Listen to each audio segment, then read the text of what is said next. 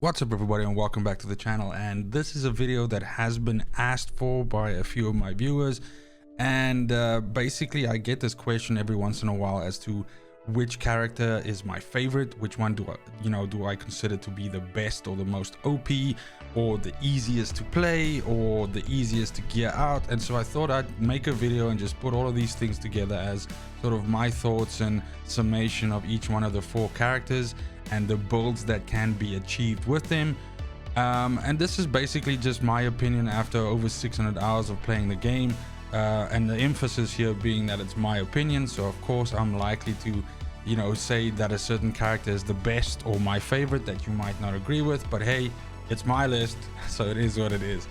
But what is interesting though is that in the 600 plus hours that I've played this game, there were things that I thought that I would really enjoy from certain characters that I ended up not liking that much, and there were other things that I didn't really think was all that cool, and then after playing it with it for a while I just kind of really think it's the best thing ever. So it's also, there's been an evolution to the way of my thinking around certain builds, around certain characters. And it's been interesting to see, basically how something that right at the start when I started playing this game, I thought, my God, there's nothing as cool as this. This is the most OP thing ever. Then only to kind of have these moments where you break through and you go like, no, wait a minute, that's nothing. There's something, way better. And that's honestly, I gotta say, probably one of the things that I like about this game the most, is that even though I've spent these hundreds of hours playing, I still kind of find, cool mod combinations or something that I didn't think was that powerful that actually ends up being amazing when you combo it with something like that. And that really, that happens to be the strength of this game. However, what is unfortunately also evident is that there is still so many things within this game that is not working exactly the way that it's supposed to be working, or that description of a specific mod or the way that it's supposed to work is kind of misleading in the way that it explains, or basically doesn't do what it says on the label that it's supposed to do. So I do know that, or we all know that there are patches incoming that are going to buff things, that are going to fix things. So I really do hope that this is a trend that continues on with People Can Fly, and that they are constantly looking at this and trying to sort of just make the game the best version of itself that it can be. And even if that's a priority before they add a whole bunch of new stuff, I actually think that that's 100% fine. But in any case, enough rambling about that.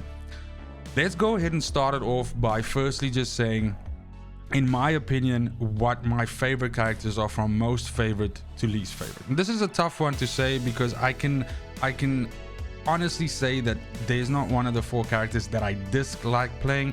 Of course, there's just some that I obviously like playing more. Now, if you've been a follower of my streams and if you've been paying attention to some of the stuff that I've said in videos, you'll know that on top of this list for me is 100% Pyromancer.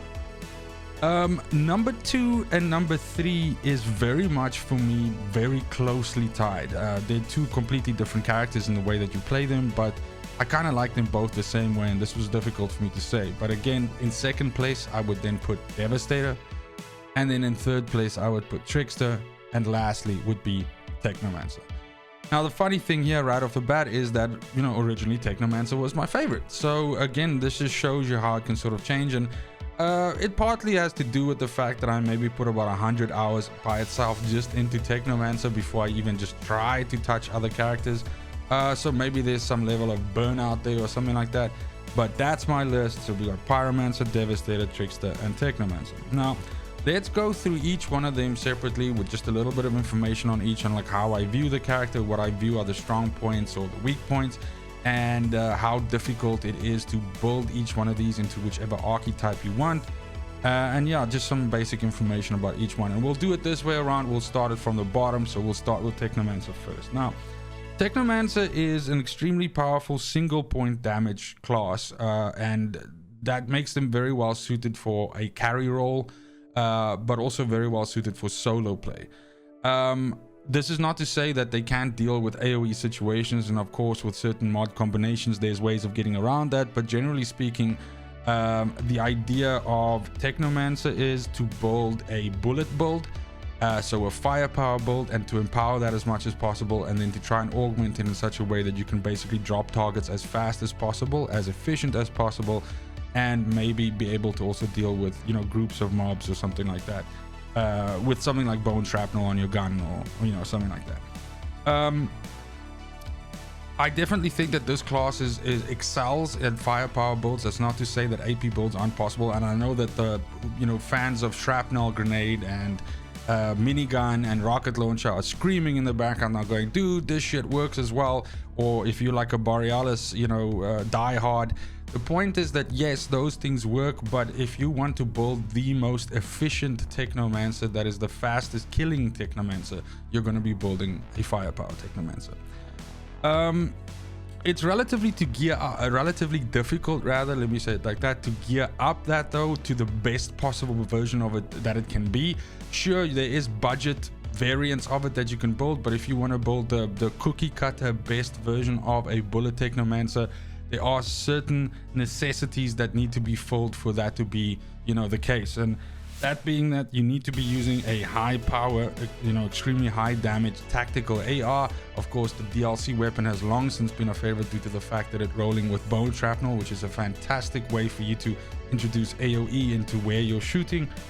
But basically you need something that has access to Killing Spree or Dark Sacrifice, or, you know, something like that, because you need something that ramps up damage on your tactical AR. The reason why I say tactical AR the whole time is because the thing is, you're going to be trying to pick stuff off at a distance. Tactical AR's damage scaling and the way how the damage is produced by the burst fire is the highest in the game at each weapon type. So it's by far the most efficient. There are of course other things that you can use. You can use LMGs, you can use double guns, you know, all of that. But again, the most efficient thing, the highest killing thing that you're going to see is going to be coming from a tactical AR. Other than that, there are also several tier 3 mods which are super essential. Euthanizer, Sharp Eye, Captain Hunter, all of these that are just meant to accentuate the damage that you basically deal to each one of the targets that you're shooting at. And therefore it means that, yeah, while you do have ways of sort of budget gearing this, if you do want to start getting into like the, you know, oodles of damage situation, and especially being able to carry not just one but maybe 2 people at once, if you're doing that sort of thing, then you're gonna need those tier 3 mods to compete essentially. Okay, so then the next one on the list from the bottom up would basically be Trickster. Now, what I like about Trickster right off the bat is that you can create equally impressive AP builds with Trickster as Twixter. That's a fucking terrible version of that name. You can create very competent versions of an AP based character with Trickster, as well as a firepower based character with Trickster, or a bullet build as it's commonly called. Now, Trickster has a super interesting playstyle, which I only really found very late in my time with this game, and in fact right at the end it was the final character that I really spent, you know, many hours with. And it's something completely different to any one of the other 3 characters, and therefore it kind of has like a special place for me, because it's such a unique way of playing the game, and it's so very rewarding once you learn the flow of the combat with, you know, the way how you cycle your abilities, and, you know, what you should use in which case and that sort of thing. Plus it's just damn cool looking, so I really can't fault the Trickster on any of those things. It's the most involving character I think you can play of the 4, meaning, you know, having to pay attention to, you know, how many bullets you have and when your stuff comes off cooldown and who to jump behind and that sort of thing. Now, gearing up a Trickster is super difficult though, because the AP gearing up and the firepower gearing up is completely different and uses completely different mods. So if you want to build a version of each, then you're kind of doubling down on the amount of effort that's required, and therefore you're also just, you know, you're setting yourself up for having to collect a lot of set items for their specific mods, but also just for some mods which exist outside that. The more difficult ones to get hold of course, are, for instance, Instant Reload, I think it's Ammo Bargain, Unstoppable Force. All of these are difficult mods that need to be farmed off of high level items, and these are tier 3 mods that essentially make the builds, whether it's AP or bullet build, shine with this.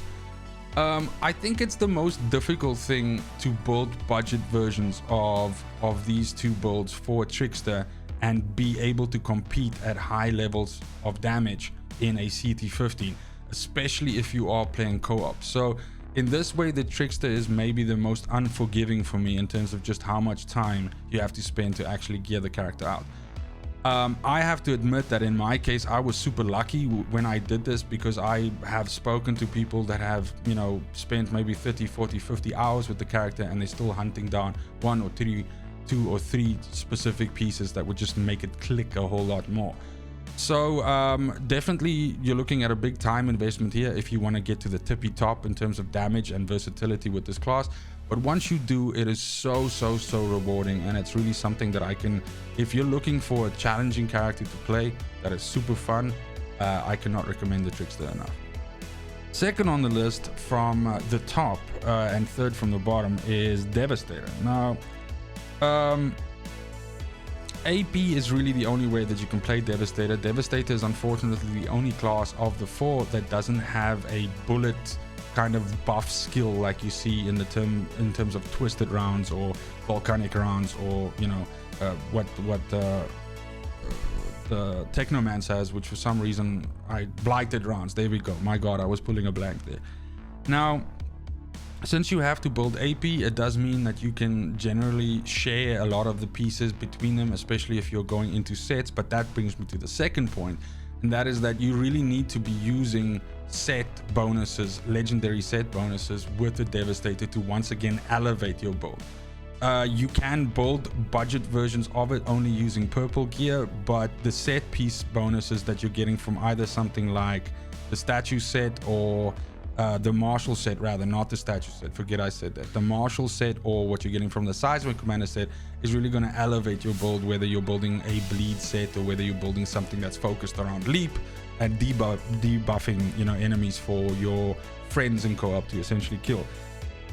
It's also super unique in the way that it plays. I do like the difference that you see with playing something like a bleed build, where you're trying to sort of like work off earthquakes and positioning and that sort of thing, and then going for the martial set where you're leaping all over the place and you're basically debuffing stuff. And I definitely think that the Devastator has some of the most versatile abilities in the game, from being able to essentially, you know, catch bullets that are shot at you and throw them back at people, to exploding, you know, rock shards out of you, to causing earthquakes in front of you, to essentially giving yourself like a massive amount of armor. And then there's also, of course, just the ability to basically jump across the map, which is really satisfying. It's the tankiest character of the 4 by far, and if this game ever does evolve into a situation where each character type has a sort of role to fulfill, then the Devastator is 100% primed to be the tank character of this game for sure. That means that, in my opinion, I think Devastator is probably the easiest class to push difficult content with, where your only real challenge comes from being able to finish high level expeditions fast enough, because surviving the damage that's coming your way shouldn't really be a problem, due to the fact of you know, how the Trickster's skills and its abilities and everything are set up, and more importantly, due to the fact that people can fly are actually fixing some of the bugs with the most, you know, latest patch that's coming out, like I guess a couple of days from now, that is going to address some issues with, you know, like your ability to gain life from bleeds and all of that, which will only go to make the character even more tankier than it already is. But definitely, if you play RPGs or that sort of game, and you play a dwarf, or you play a paladin, or you play a character that tanks a lot, warrior, whatever like that, this will feel like home for you. The Devastator is 100% set up to feel that way, and it will not disappoint if that's the sort of thing that interests you. It is by far, one last thing I'll say about the Devastator is, I think it's one of those characters that due to the power increase that you see when you go from playing solo to duos to trios, it is unfortunately the character that kind of not only scales very well, but the point is it gets kind of like to the feeling where I feel that Devastator is a lot more fun playing in a co-op scenario than it is playing solo. If you aren't employing leap and stuff like that, Devastator can be a little bit irritating having to chase stuff down and kill him. So it's one of those really fun characters to essentially play in a co-op scenario, and a lot of the abilities from the Devastator actually benefit group play and do funny things with the enemies that you fight, whether it is pulling them very close to one another or basically freezing them in place and that sort of thing. And that obviously is complemented by other people helping you out to deal damage. Okay, and then we come to my favorite, my favorite character to play, my favorite character to build, and that I've spent the most time with at this point in time, easily more than 250 hours, is the Pyromancer. Now, the Pyromancer, like the Devastator, in my opinion, is only suited for AP builds. So you aren't really, while it does have a firepower skill, I find it completely underwhelming and really not really good at anything per se, especially if you compare it to something like Twisted Rounds or Blighted Rounds. But again, power to you if that's something that you make work. Why is this thing so squeaky?